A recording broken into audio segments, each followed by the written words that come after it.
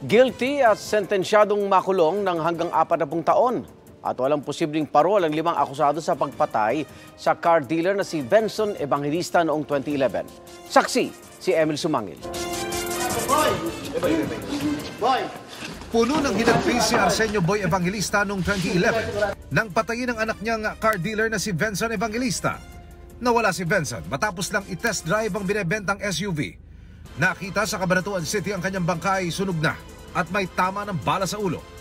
Umusad ang kaso nang matapos ang 1 linggo, lumutang ang isa sa mga buyer na itinuro ang mga sangkot sa pagdukot at pagpatay.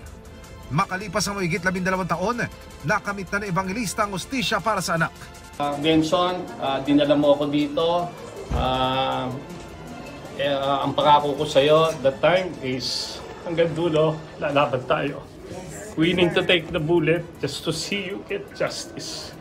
Not Guilty sa carnapping with homicide sina Roger Dominguez, Rolando Talban at Jason Miranda.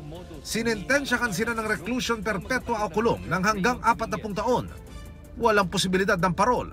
Hinatulan ding guilty sina Raymond Dominguez at Joel Asinto alias driver kahit patay na sila.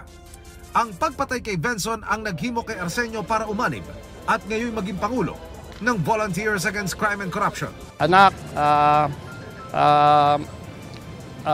maligaya ka na ngayon, I'm sure, at nailabang kita. Alam mo anak, kung alam mo lang, willing to die for you and even willing to go hungry para sa'yo. Finally, after 12 years, salamat po. Kahit tumagal, nakahinga ng maluwag sa pagbaba ng hatol ang 4 na magkakaibang prosecutor na nagpagulong sa kaso. Magpapasalamat kami, it's all over. The judgment of conviction is a victory for the Filipino people and the triumph of justice. The wheels of justice in this country keep running. They no longer or they will not be eligible for parole.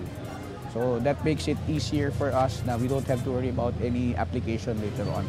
Gayun din ang 2 pulis Quezon City na bahagi ng team na umaresto kay Roger Dominguez. Basta kami, speechless sir.